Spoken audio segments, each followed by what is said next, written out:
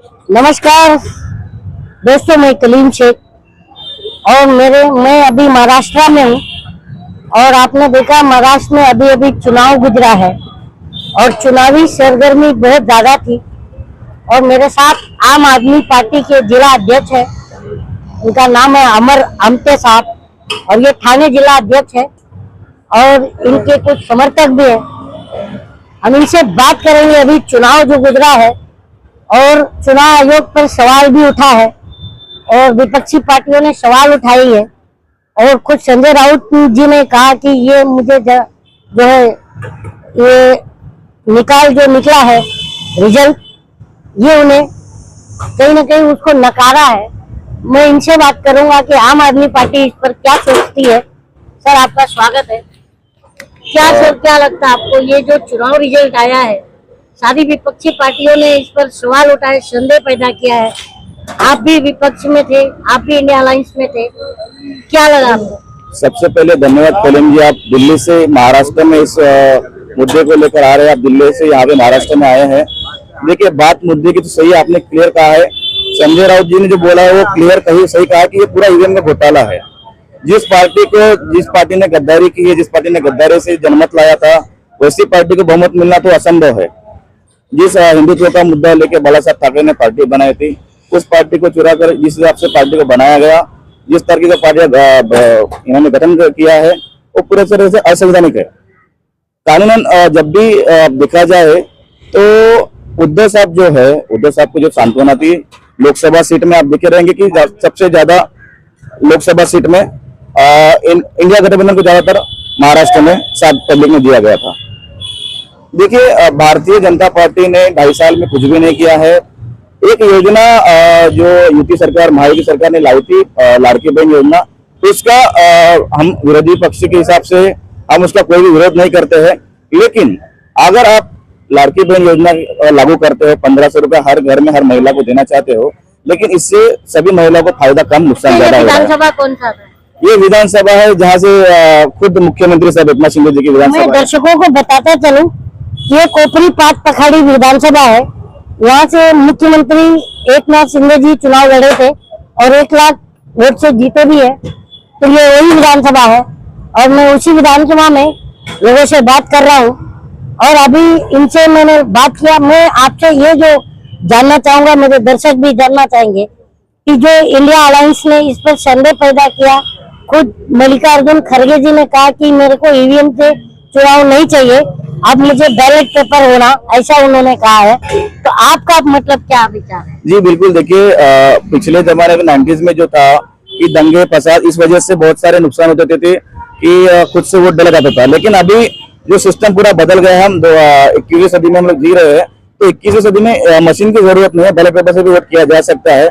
हमने बहुत बार डिमांड उठाई है, लेकिन जो महायुति सरकार है, जो बीजेपी सरकार है, इनका सेटिंग हो चुका है पूरा ईवीएम के साथ। तो ये तो आपने अभी हरियाणा देखा, हरियाणा में तो बहुत से लोगों का कहना है कि छोटे राज्यों को छोड़ दिया, जैसे कश्मीर को छोड़ दिया और हरियाणा कैप्चर किया, और अभी झारखंड को छोड़ दिया और महाराष्ट्र कैप्चर किया। तो क्या आप सहमत है इस बात पे? बहुत लोग सोशल मीडिया में ये ट्रेंड चला रहे हैं। देखिए, बीजेपी के लिए महाराष्ट्र जो है एक सोने की मुर्गी है। महाराष्ट्र को काबिज करना उनका सपना ही नहीं, बहुत मेहनत के वो लोग लगाते हैं। क्योंकि देखिए, 1/3 ऑफ जो टैक्स है वो महाराष्ट्र भरता है। अगर भारत में 28 स्टेट है, उसमें से 1/3 जो टैक्स है वो पूरा सिर्फ अकेला मुंबई महाराष्ट्र भरता है। तो ये सोने की चिड़िया को हटाने के लिए बीजेपी तो बहुत प्रयास करती है। रही बात झारखंड पंजाब की, झारखंड में उनको, लेकिन मेरा सवाल ये है कि जैसे हरियाणा में जो रिजल्ट आया तो सबने ईवीएम पर सवाल उठाया, तो फिर महाराष्ट्र में जब ईवीएम से चुनाव हो रहा था तो चुनाव पहले विरोध क्यों नहीं किया? देखिए, चुनाव से पहले विरोध का बात चला था, लेकिन लोकसभा में ये जो सफलता मिली थी, इसलिए विपक्ष ने भी थोड़ा शांति लिया कि शायद इस बार गड़बड़ी ना करे। लेकिन आप देखें तो आप पुलिस फोर्स देखेंगे, अगर आर्मी फोर्स देंगे तो ये पूरे गुजरात से महाराष्ट्र में आई हुई थी। एक और बात, जो ईवीएम का कॉन्ट्रैक्ट जो दिया था, मेरे ख्याल से गुजरात की कंपनी को ईवीएम में कॉन्ट्रैक्ट दिया था। तो अगर गुजरात के जो पीएम मोदी साहब है, वो कुछ भी कर सकते हैं वहां से, वो बड़ी बात नहीं। तो ईवीएम में छोड़ता तो नक्की है। आप मुझे बताइए जो पालघर साइड में जो कैंडिडेट है महाराष्ट्र तो अगर ईवीएम में छेड़छाड़ आप मानते हैं? जी जी हाँ, मैं आपको इसका एग्जाम्पल मैं बताता हूँ। आपसे ये जानना चाहता हूँ, आप ईवीएम में छेड़छाड़ मानते हैं? जी जी बिल्कुल बिल्कुल संभव है? ये संभव है। तो संभव है तो आप अभी दिल्ली में आपके जो अरविंद केजरीवाल जी है, अभी दिल्ली में फिर से चुनाव हो रहा है और चुनाव ईवीएम से ही होगा, तो फिर क्या होगा? मैं आपको एक बताता हूँ, हमारे जो MLA साहब है सौरभ भारद्वाज जी, इन्होंने दिल्ली की लाइव डेमो भी दिखाया था। लाइव डेमो दिखाया था, आपने देखा रहेगा। उसमें छेड़छाड़ कैसे होती है, नहीं, लेकिन छेड़छाड़ हो रही है, लेकिन अब फिर से दिल्ली में चुनाव है और आपको सभी को पता है कि छेड़छाड़ हो रही है। इसके बावजूद अगर फिर से छेड़छाड़ करके अगर वहां पर भी चुनाव जीतती है दिल्ली में, फिर क्या करोगे? क्योंकि चुनाव पहले ही विरोध होना चाहिए। देखिए छेड़छाड़ तो दिल्ली में बीजेपी कितना भी करे, लेकिन जो दिल्ली में काम हुआ, जनता का काम हुआ है, तो जनता बीजेपी को छोड़ेगी नहीं। क्योंकि आपको मालूम है कि दिल्ली में अस्पताल पूरी तरह से फ्री है, मोहल्ला में फ्री है, स्कूल का फीस फ्री है, जो स्कूल बना है सरकारी स्कूल जो है। इसके बावजूद भी तो आप दिल्ली के 7 लोकसभा हार गए। देखिए वो लोकसभा का जो लोगों का सोचना अलग तरीके से था, क्योंकि हमारे पास जो इंडिया गठबंधन का जो चेहरा था वो स्ट्रांग नहीं था, इसके लिए वो सीटें हम हारे हैं। ना नहीं है कि हमने कबूला है वो चीजें। तो इस बार जो दिल्ली विधानसभा होगी, इसमें बीजेपी को एक भी सीट नहीं मिलने वाली है। नहीं मिलेगा? यस बिल्कुल नहीं मिले। 3 सीट पूरा आम आदमी पार्टी चपट जाएगी पूरी क्या तरह आम आदमी पार्टी दिल्ली चुनाव कांग्रेस के साथ मिलकर लड़ेगी? नहीं, हम दिल्ली से देखिए वो जो डिसीजन लेने का अधिकार हमारे सर अरविंद केजरीवाल जी को है, पूरी टीम को है। लेकिन जहां तक हमें लगता है कि दिल्ली में कोई गठबंधन नहीं किया जाएगा, गठबंधन से बहुत नुकसान हो रहे हैं, तो मुझे लगता है कि अरविंद जैसा कोई भी गलत डिसीजन नहीं लेंगे। अच्छा, एक बात और, आप थाने जिला अध्यक्ष है, मैं फिर से दर्शकों को बता दूं, इनका नाम है अमर आमटे और ये जो है जिला अध्यक्ष है थाने जिला आम आदमी पार्टी। तो आम आदमी पार्टी जो है महाराष्ट्र में क्यों नहीं, जैसे हरियाणा में, पंजाब में, दिल्ली में इस तरह क्यों नहीं ज्यादा क्यों हो रही है? देखिए थोड़ा संगठनात्मक कमी के कारण हमने लड़ना चाहा था, हमने प्लान किया था हम 10-15 सीट पे लड़ेंगे, हमने पूरा फोकस किया था। तो भी इंडिया गठबंधन ने हमको 1 सीट का दिया था, हम जिले पर सीट हमको मिली थी, लेकिन हमने भी वो तय दी। लेकिन जो हमारे MP है संजय सिंह जी और अरविंद केजरीवाल जी ने कहा कि अगर हम लड़ेंगे तो वोट डिवाइड होंगे, तो वोट डिवाइड होने का डायरेक्टली फायदा बीजेपी को होगा। नहीं, मैं ये पूछ रहा हूँ कि जैसे संगठन हरियाणा में है, आपकी दिल्ली में है और पंजाब में भी है, महाराष्ट्र में क्यों नहीं? देखिए महाराष्ट्र में संगठन थोड़ा कमजोर हमारा है, हम इस बात को मानते हैं। हम पूरा संगठन में काम करें, इसी वजह से हमने हमारे जो वरिष्ठ ने मना कर दिया कि आपके संगठन इतना मजबूत नहीं कि हम इलेक्शन लड़ पाए। तो हमने भी उनका आदेश का पालन किया और हमने लड़े नहीं, और इंडिया गठबंधन को हमने पूरी ताकत से लड़ाया।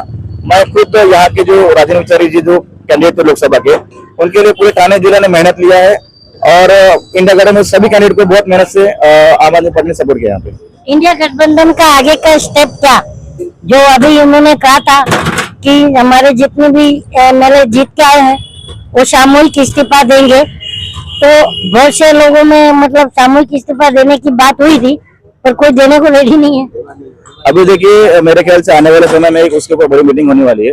उस मीटिंग में डिस्कशन किया जाएगा कि डिटेल में लिया जाएगा कि किस तरह से आगे का रणनीति लेना है। वो पूरा डिसीजन तीनों पर जो इंडिया गठबंधन में जितने भी वरिष्ठ नेता है उन सबका वो जिम्मेदारी है, वो सब कुछ करेंगे, उनका वो अधिकार है, पूरी तरह से वो करेंगे।